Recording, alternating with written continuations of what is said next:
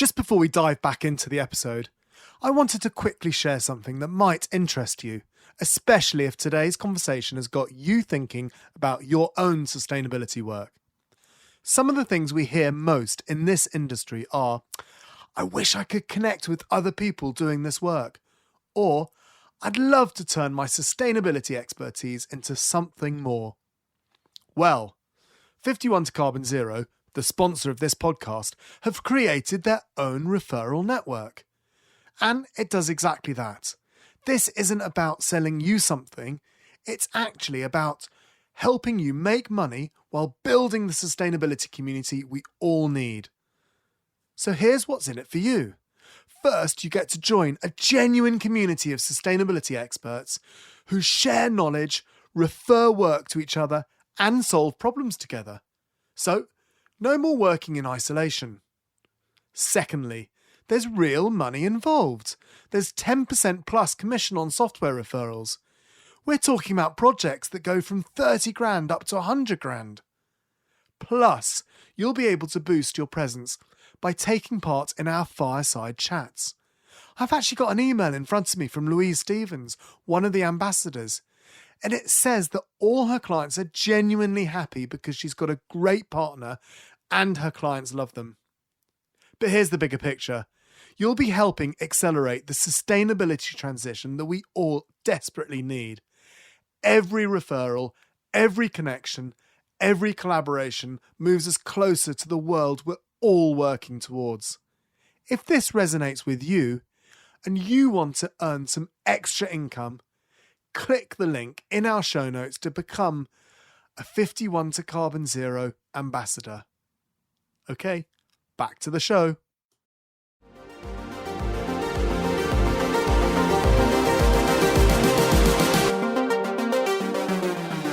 Welcome back to the Green Element podcast, where we feature business leaders and innovators transforming their operations to be more environmentally and socially sustainable. I'm your host, Will Richardson, and I can't wait to meet our guest today and help you on your journey of sustainability. Welcome to the Green Element podcast. Thank you so much for joining us today, Smruti and Dr. Sri. It's great to chat to you and find out more about your organisation. Could you tell us a bit about who you are and what the organisation is about, please? Oh, thanks. We are a manufacturer. We are based in London, but our manufacturing base is in South India. We make eco-packaging, and these are predominantly made from sustainable products, which are cotton, canvas, hessian. And the main objective is that we could change the way people use packaging. And one of the things that we introduced about 12 years ago was the humble shopping bag. And as you might remember, the single-use plastic bag was just very common, whether it was the Tesco's of the world or the smaller retailers, they were giving away plastic bags, and it was being given away free of cost, and it was running in billions and billions and billions. These plastic bags had a tremendous environmental impact, and we now know what it has contributed to in terms of what's happened in the oceans, the rivers, and other places where it's deeply impacted marine life. So we were set about reducing plastic bags, and then fortunately we had a bunch of very enlightened people at that time who set up the Cotold Pact, which got together and said we would reduce voluntarily. And this was a pact which was between all the big the stores like Tesco, Sainsbury's, Asda's, Marks and Spencer, the cooperative. And they agreed with the government that they would voluntarily reduce plastic bags. And at that time, we were part of the mission to replace the single-use plastic bags with sustainable bags. And these were made in our factory in South India, made from either cotton or, in the case of some products, hessian, the jute bag which we produced for Tesco, the ladybird bag which had a ladybird print, was made in our factory. So that was the start of our business. But we didn't really just stop at just making bags, and our business grew substantially in getting to understand manufacturers and trying to replace packaging. If you can replace plastic with an eco packaging, that is wonderful, because it is a repetitive packaging. Many of the packaging that we get is repetitive. You get a product, it repeats. You get a box of toothpaste, it's repetitive. And if you can reduce the carbon footprint by replacing some element of it, you can't replace everything, but you can replace some part of it with eco packaging. And that's been our mission. And when Smruti joined the business, she was quite keen on making it fun. Packaging, if it can be design oriented, then it becomes fun, and it is nice to have nice designs, designed properly, that would be part of the whole product, whether it's the bags or whether it's the packaging. So that's how our business developed. Okay. Sorry, go ahead. So the company's called Supreme Creations, and the label that's present on our products is called Bags of Ethics. And it's a really humble little label with a smiley face on it. And the reason why we wanted to put a label on our products was to give consumers comfort and interest to know the provenance of the product, and to have a deep emotional connection to the product, and to have comfort that it has been produced in an ethically audited factory, strictly adhering to rules around what materials that we're using, how we treat our people, and how we're also considering the impact on the planet.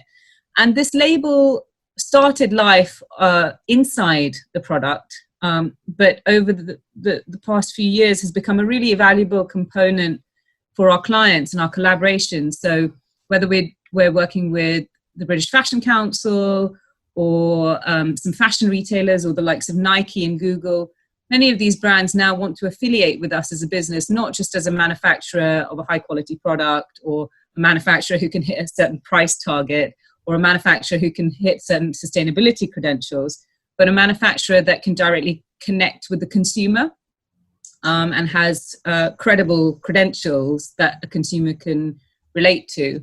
And so that's been a real journey for us as a business. And through design and through fashion, we've been able to really support change in consumer behavior and their perception of, this is not just a hippie product that we're trying to flog. It's actually a collectible piece, whether it's a tote bag or whether it's a piece of reusable packaging, or whether now in recent months we've been producing reusable face masks, because at the beginning of the coronavirus pandemic, we knew that the single-use plastic masks and PPE that maybe the public would have to use could become the next plastic disaster. So what's really happened now is that if you go back, as I was explaining perhaps a few minutes ago, at that time when the Court Pact happened, there was a real concern that we should reduce plastic bags, single-use plastic, and so on and so forth.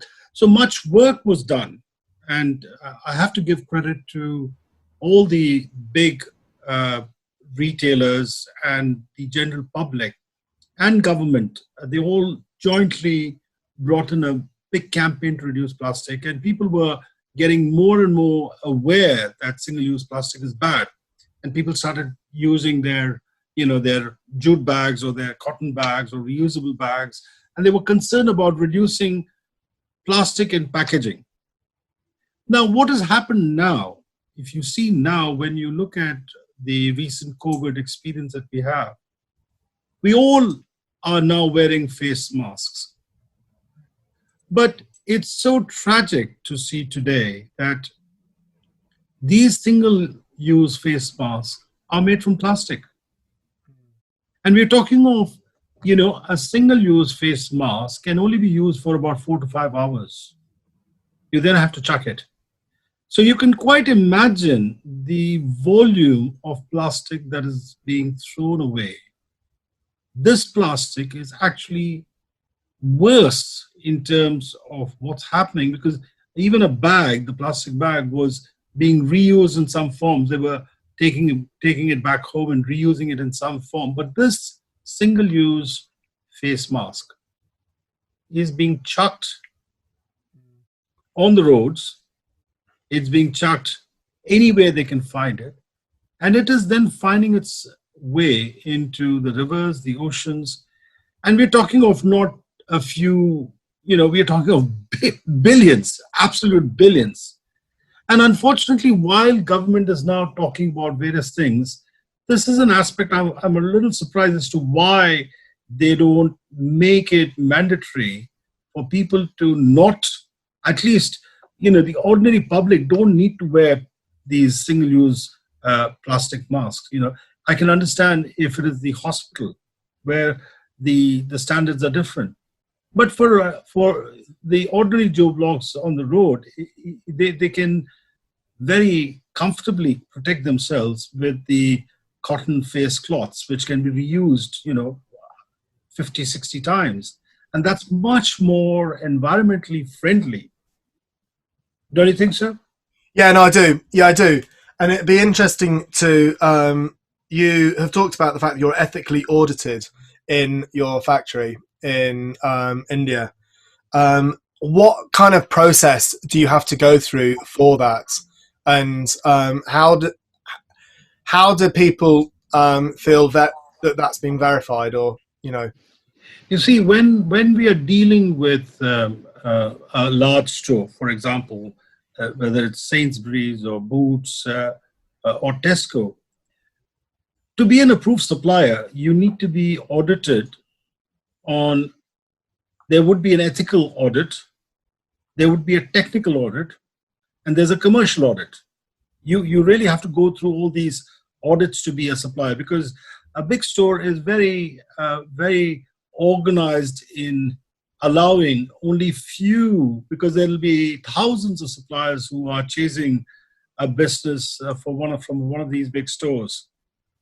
Now, as part of the ethical audit, there is a set audit that is there. It can be audited by a third party, but like SGS or Intertech, or it could be the store themselves who may have an audit team. Now, the ethical audit comprises of various aspects of the audit questionnaire. They would want to know what kind of salary is being paid. Are people paid a decent living?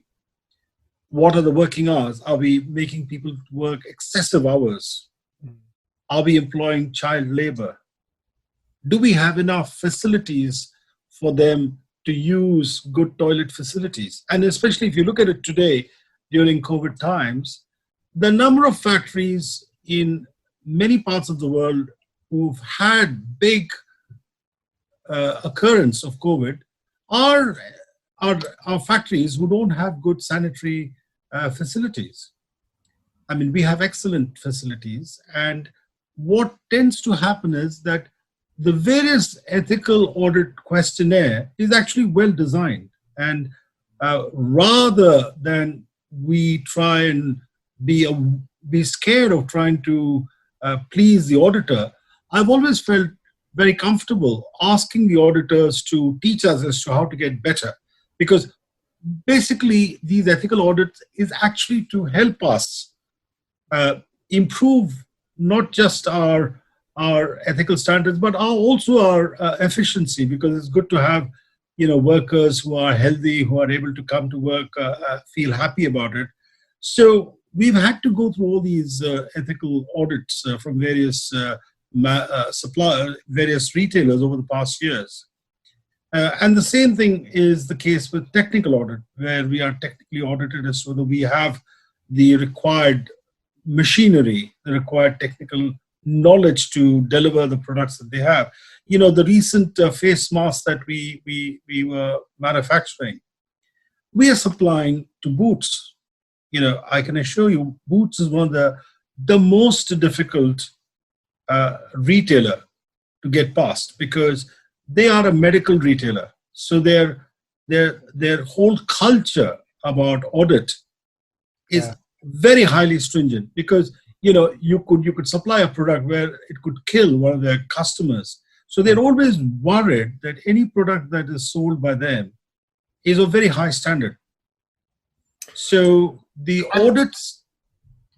I was going to ask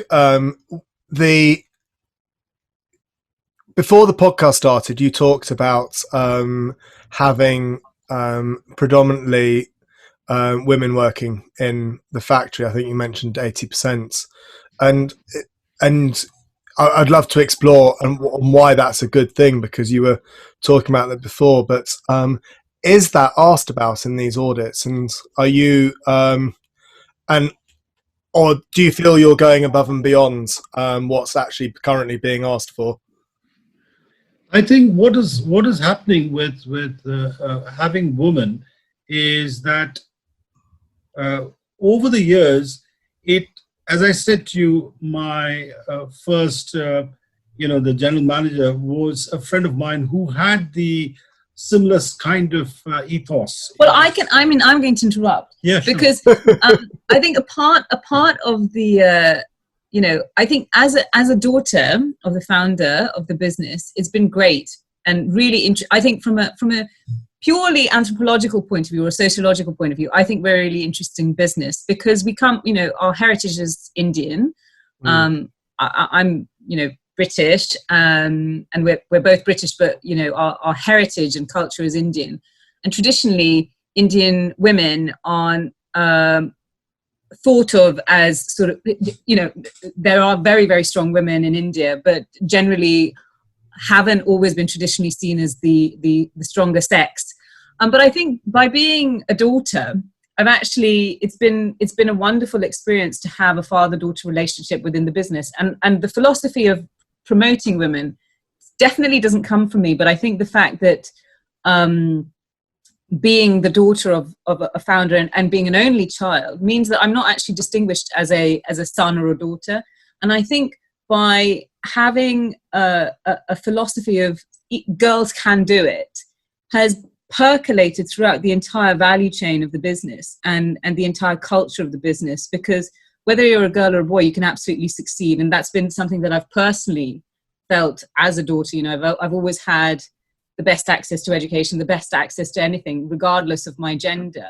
No, but more importantly is the fact that why did we have women? The issue is that the advantage of empowering very uneducated women is to give them a tool to be self-sufficient. The problem with the bulk of the population in the world, you and I are sitting in one of the richest parts of the world. We have access to good education, good facilities, and so on and so forth. But the bulk of the population, they're living in the most impoverished parts of the world. Now, if they continue to do so, right, this is just going to go on. But if you give them a tool, for example, if we decided that we want to put more women, it was a method of giving each of those women who was employed by us a tool to be self-sufficient. And then it becomes generations of people who are completely taken off from that lowest threshold to a higher threshold. See, people who joined us, 15 years ago, they are well off now. These were people who were just in their, late teens who joined us, who had no knowledge of anything. They were completely ignorant, they were not well educated. We taught them a tool, right? We gave them stitching lessons. We taught them how to print. Now, with time, they have become self-sufficient. They themselves have got children. They've given their children, because they have the money, they've given their children good education. So this whole basis of trying to employ a high percentage of women has been a win-win situation, because we've got their loyalty. They produce, as I said, today with modern equipment, it doesn't really matter whether you have a man or a woman. In the old days, if you were working in the coal mines, rarely did you have women working in the coal mine because it was different, It was extremely difficult. It was very hard. It was very difficult for women to work in those circumstances. Whereas in our manufacturing, in the modern manufacturing place, the tools are easy for women to use. Our printing machines are all automatic, so it doesn't need a lot of high amount of lifting to do that. So I think whilst you look at it, to be very honest, we had an idea, and as the idea grew, the original idea was mine in terms of let's have women. It was just one of those things that we thought we should do. But as it grew, we found that it was an advantage for us, a great advantage, because we found that these women were very, very loyal to us. They are still working, conscientious. They are certainly an asset for us, and it's been a good business practice for us. When it comes to running an ethical and sustainable business, what would you say your biggest struggle so far has been? And could you tell us a bit about how you've overcome it? Well, my feeling on this is that when you try and do sustainable business, I was there, in 2008 and before that, when we were talking about sustainability and everyone was talking about sustainable business, this whole thing of being sustainable. And when the crash happened, all that was completely ignored, Sustainable business today, I feel people talk about it as a tick box. They feel they've got to tick that box to say we are sustainable. And it only seems to work when businesses are profitable, when economies are profitable. When businesses are having trouble, that bit of sustainability is chucked out of the window because that tick box is no longer relevant. And somehow I felt that it's so sad that people are not. Don't you think so? Yeah, I think some of our best clients have really embraced sustainability at their core, and it's an absolutely critical principle of theirs to work with a supplier like ours. But when we're competing for contracts, the first thing to get through the door is, what's your price? Yeah. And there are, in an international marketplace, which is really competitive, price is the number one factor which gets you through to the next round of applications and the next round of tenders. And I think sustainability is always asked about. It is currently being asked about, but it is definitely a separate form, it's not intertwined into a relevancy of winning a contract. It's sort of a secondary or a tertiary requirement. But I think some of the most successful businesses do have a medium to long-term vision. The likes of Unilever have really embraced sustainability at their core, and are working really hard to, get rid of single-use plastic within their packaging and a variety of other initiatives from a social perspective. They're the ones who have the deep pockets, but they have embraced it. And there are very small businesses that also embrace sustainability. There is a core in the middle where, especially within the fast fashion industry, and there's it's pretty evident, price really is absolutely critical. But what's probably a really interesting move is that the consumer is becoming more powerful, and the consumer is obviously king. The customer is always king, and they are now dictating what key principles are important for a brand to associate themselves with, whether it's their Black Lives Matter movement, and what's the position of. What also has happened is the fact that the social media has been very, very critical, because in the old days, you had things which were in print and it took time to read and react and so on and so forth. These days, social media is so rapid that it's a pro and a con. When you talk about social media, I think there's the requirement for greater transparency, and it's brilliant that there are lots of documentaries like Blue Planet which are highlighting issues around sustainability, and that then percolates into what we consume and how we shop. But I would say that I think there's more of an emphasis on the consumer now, and I think there should be more of an emphasis. So, part of the supply chain, I do get upset that the supply chain is always considered as a manufacturing issue or even a retailer issue. But actually, as consumers, we are all critically part of that supply chain. If we are last minute and require a purchase to be done within the hour, an online purchase to be delivered within the hour, we are part of that decision-making process of how that retailer or how that organization operates. And therefore, the carbon footprint and so for example, the likes of Amazon have completely changed how consumers view shopping and how consumers demand shopping, and that speed in which we're requiring things or the ability to return things, has percolated into the consumer psyche that actually it's actually creating far more waste than is necessary. So there's not a considered purchase. So I think now is the time where consumers really need to embrace themselves as being part of the supply chain, because the power is really with the consumer. We can say all that we want about retailers and their methodology of choosing suppliers, but the consumer at the end of the day is the one spending their pound and choosing which retailer to buy from. It's education though, isn't it? Because the consumer wants to have a t-shirt for 99p and won't pay for more. No, they will. They absolutely will pay for more. I agree. I think the problem is that, consumers will not pay more if they're getting a t-shirt for 99 pence. You can say what you want, but what is very important is that the whole ethos of, there are some consumers who would pay much more, some people will not pay. And unfortunately, the issues is, as you rightly say, education.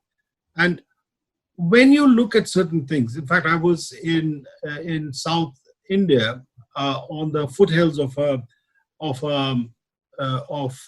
Nilgiris, and I was walking with an American one early morning, and he was looking at all these spices being grown. Right now, when you look at the spices that we eat and the price we pay, is so pathetic when you look at the amount of work that is required to grow it, to pick it by hand. You have tea being picked by hand. And in a whole day, they just pick a little bit of that tea, and that particular person who is picking that tea gets a small amount of money.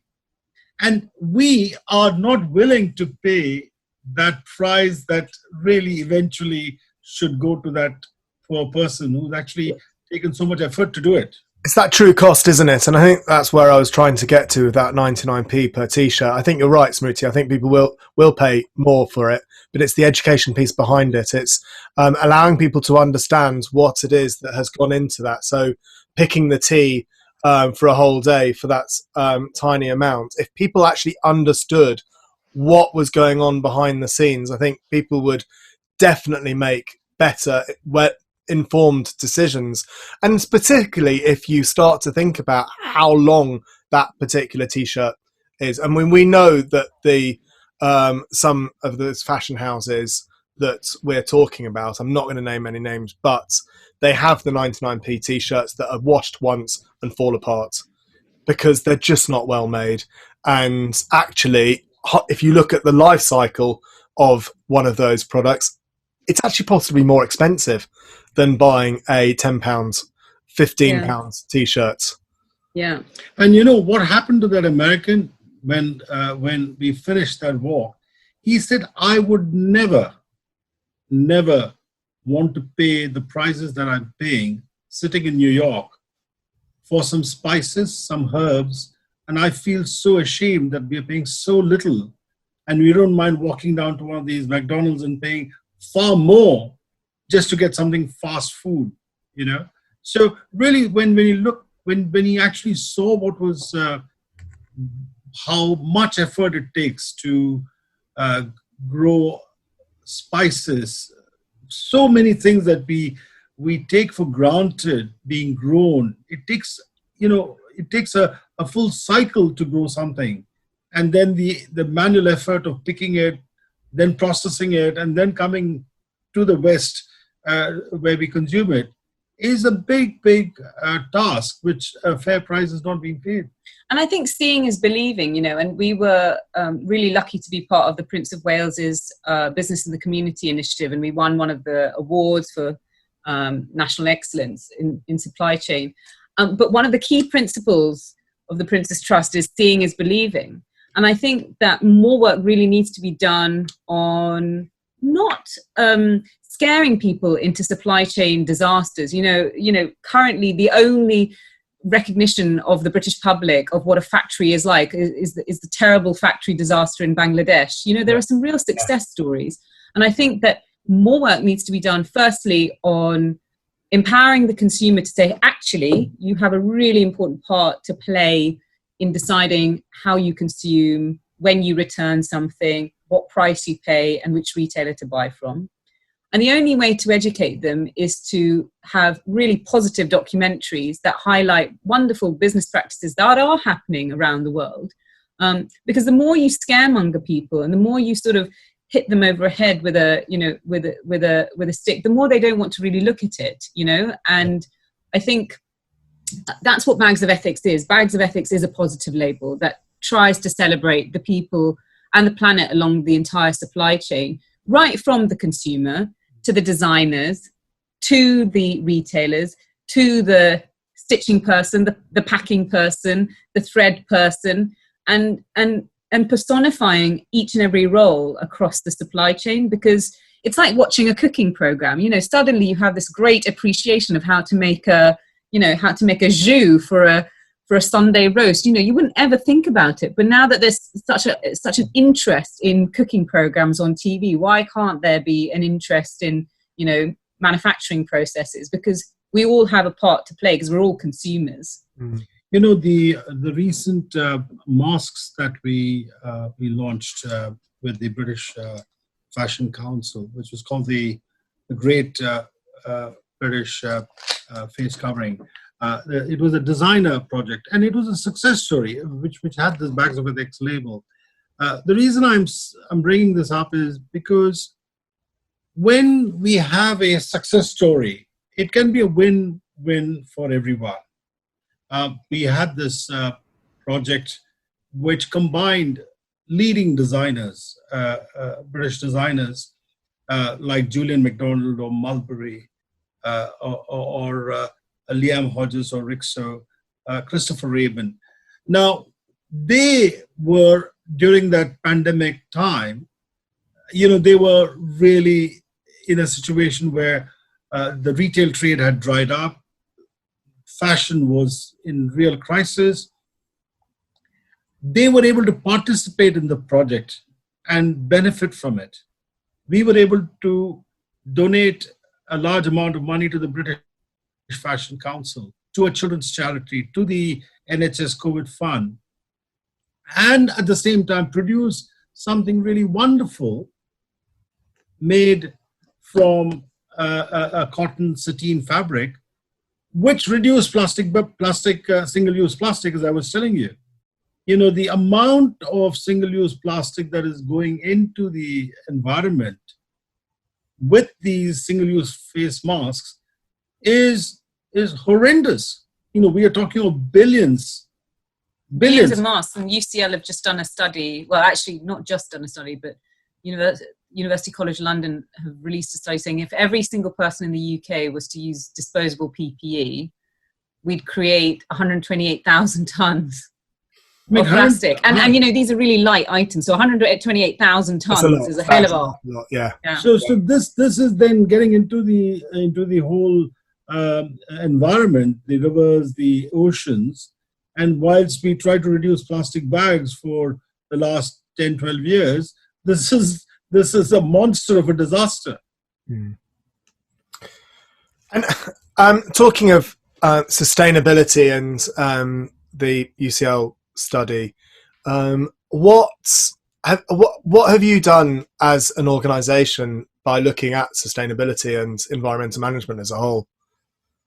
I mean, it spans across a variety of metrics, right from the materials that we choose to use, and the pledge that we make on the products that we make. So we try and promote at least, so for the masks, we say that they should be at least reused 50 times. And for all of our packaging, it should be at least 5,000 times. So reusability is an absolutely critical component of our environmental pledge. So that comes from the materials that we use, but also to the manufacturing standards. You know, you just referenced a t-shirt which might fall apart after one wash. We wouldn't ever have something like that going through our quality control. And you see the inks, in terms of when we make packaging, and especially when you talk about t-shirts and other products, there's a lot of inks which are used which are not environmentally friendly. Our products are not the cheapest, but then we use inks which are compliant. We call it REACH compliant. We use materials which are completely biodegradable. Most of our products, like cotton or canvas or hessian, degrades within a matter of days, not thousands of years. In terms of our manufacturing, all our machines are modern generation. So they consume very little electricity. And our factories are all very open. So there's very little electricity that we need during the day in terms of lighting. It's all open, it's bright sunshine. So that's the other area.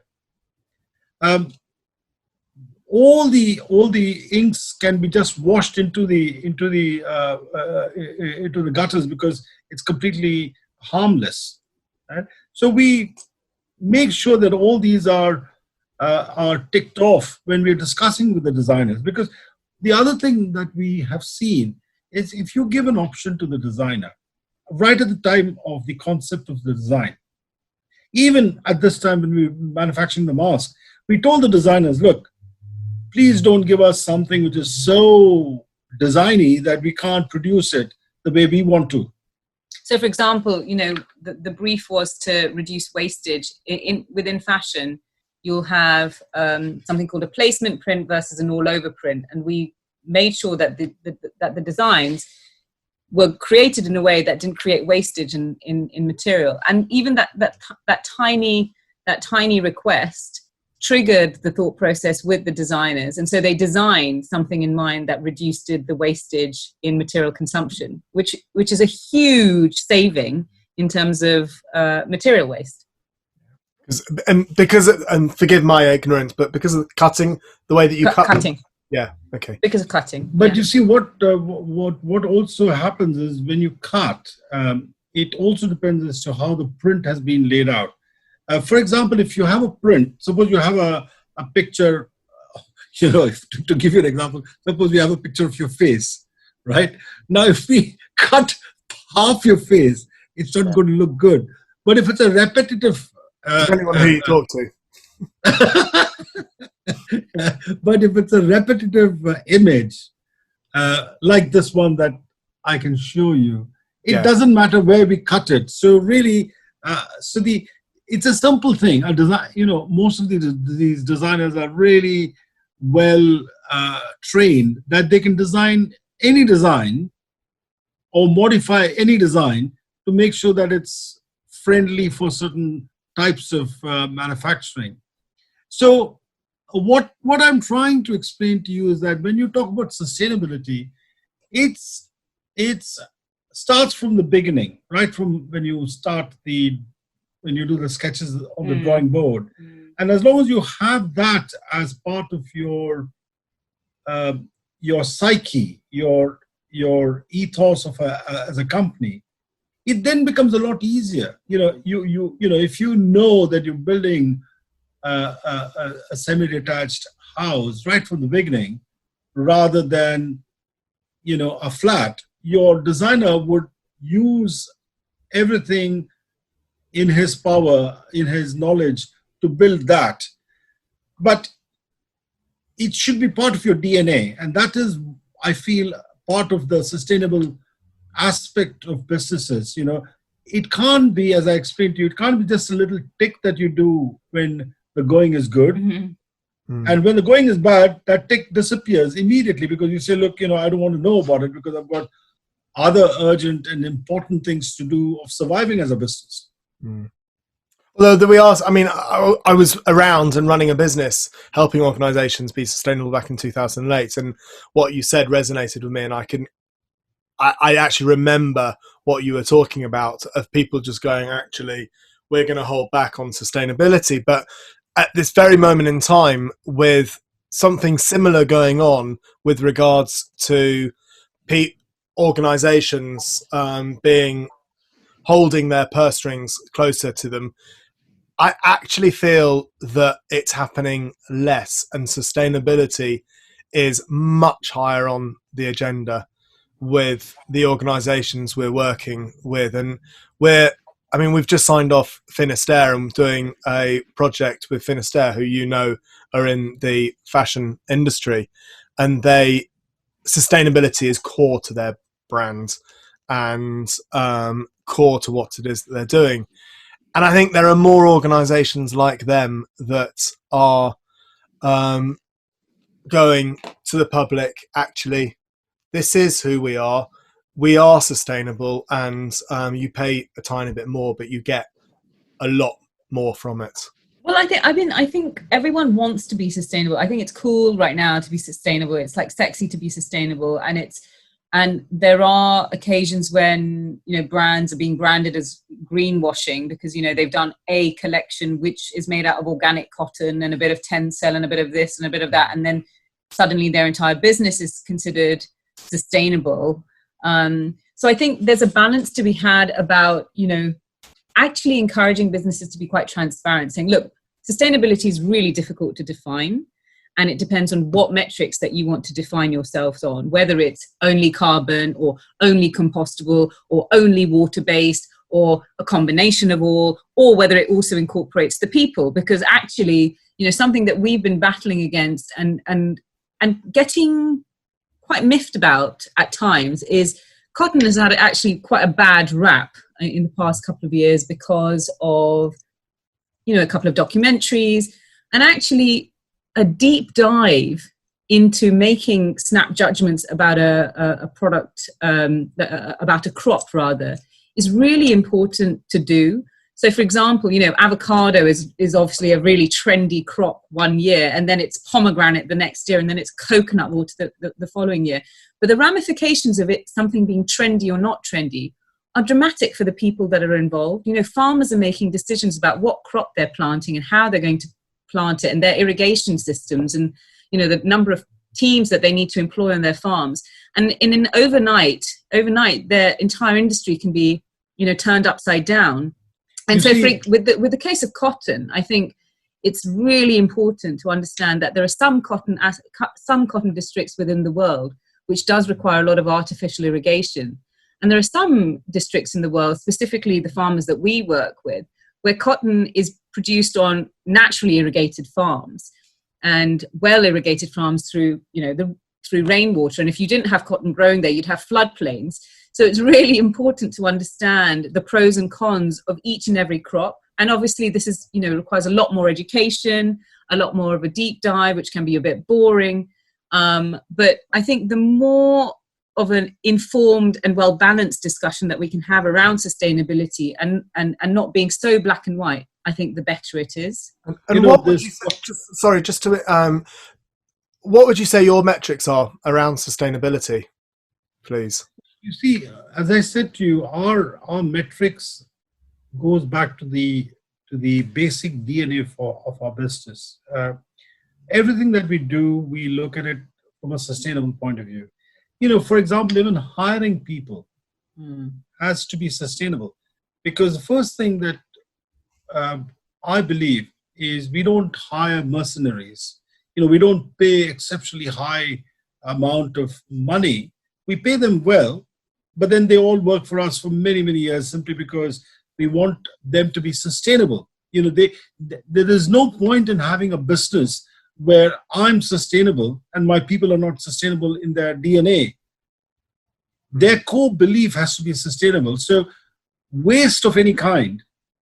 We don't want that. So everybody in the business has a core of being sustainable, of using sustainable products, as I said, whether it's the inks, whether it's the electricity, whether it's the way we manufacture products, keep wastage to the minimum.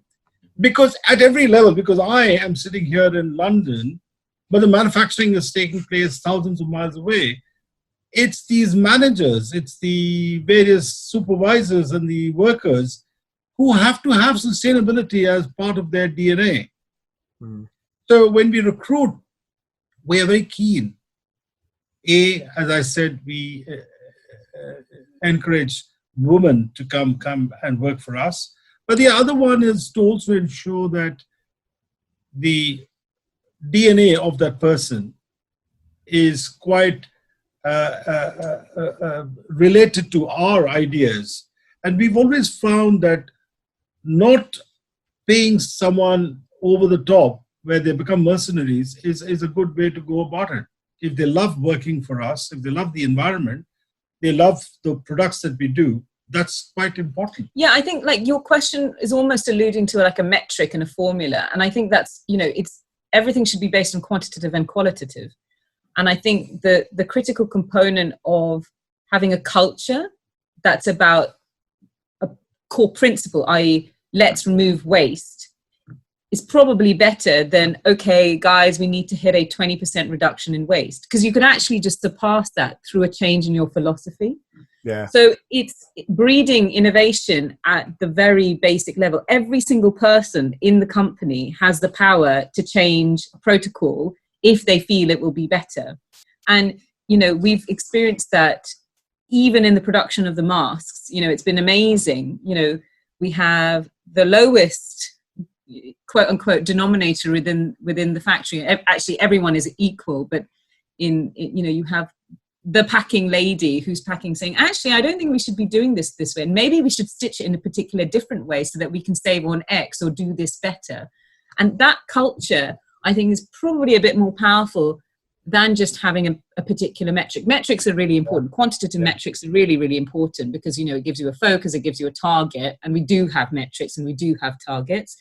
But I think what we would love for people, your listeners, to really take away is that culture is far more important, and it should come from the heart, really. It shouldn't be, oh, well, I'm a sustainability officer and that's just me. Everyone's a sustainability officer in your business. Yeah, I totally agree. I think you've hit the nail on the head. I think it is that culture, and it's embedding that culture within your organization will drive your business through sustainability, which incorporates all aspects of the business. Finishing up here, what's the best way that we can connect with you and understand more about you guys? So you can email us, or you can email. Well, our company's called Supreme Creations, and we have various different countries that we operate in. So if your business audience is global, we trade across Europe and America, and we obviously have a base in India. Bags of Ethics is our social media platform, so find us on Instagram. So you really enjoy sustainability and want to be a part of the solution. Come and join our vibrant community now. Book a call and we can talk more.